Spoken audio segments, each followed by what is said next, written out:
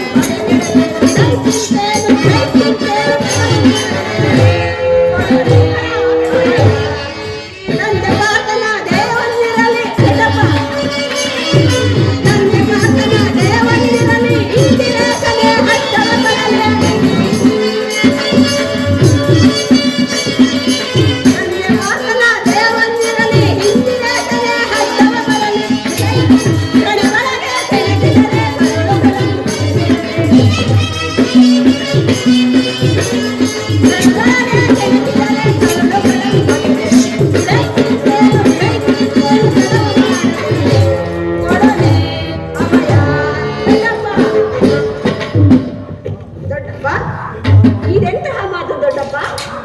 ಈ ನಿಮ್ಮ ಕೈಯಲ್ಲಿ ಈ ಕಥೆ ಇರುವಾಗ, ನನ್ನ ತಂದೆ ಕಪಿಧ್ವಜವು ಯುದ್ಧ ಭೂಮಿಯಲ್ಲಿ ಹಾರಾಡುತ್ತಿರುವಾಗ ಪಾಂಡವರಿಗೆ ಅಪಜಯವೇ?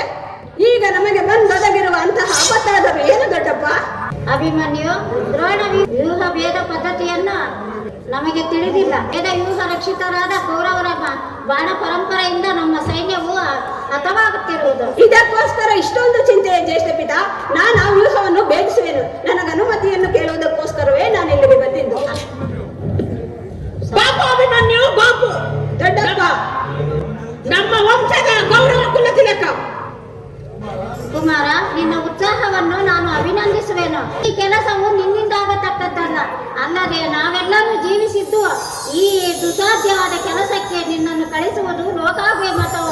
ದೊಡ್ಡಪ್ಪ, ನಾನಿನ್ನು ಚಿಕ್ಕವನೆಂದು ಈ ರೀತಿ ಹೇಳುತ್ತಿರುವೆಯಾ? ನಿನ್ನ ಕಣ್ಣ ಮುಂದೆ ಇರುವ ಈ ಪಾರ್ಥಿವ ದೇಹವು ಚಿಕ್ಕದಿರಬಹುದು, ಆದರೆ ಅದರೊಳಗಿರುವ ಜೀವಜ್ಯೋತಿಯು ಚಿಕ್ಕದಲ್ಲ. ಅದು ಕ್ಷಾತ್ರ ತೇಜದ ಚಿರು ಪ್ರಕಾಶದಿಂದ ಜ್ವಾಜ್ವಲ್ಯಮಾನವಾಗಿ ಬೆಳಗುವುದು. ಕುರುಕ್ಷೇತ್ರವನ್ನು ಬೆಳಗಲು ನನಗೆ ಅನುಮತಿಯನ್ನು ಕೊಡು ದೊಡ್ಡಪ್ಪ.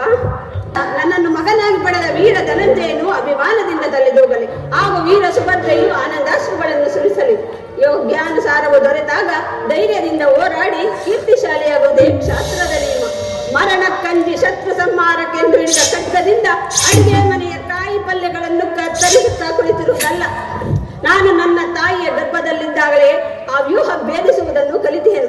ಈಗ ಅದರ ಉಪಯೋಗಕ್ಕೆ ತಕ್ಕ ಸಮಯ ಕೂಡಿ ಬಂದಿದೆ. ಅದನ್ನು ವ್ಯರ್ಥ ಮಾಡಬೇಡ ತಂದೆ.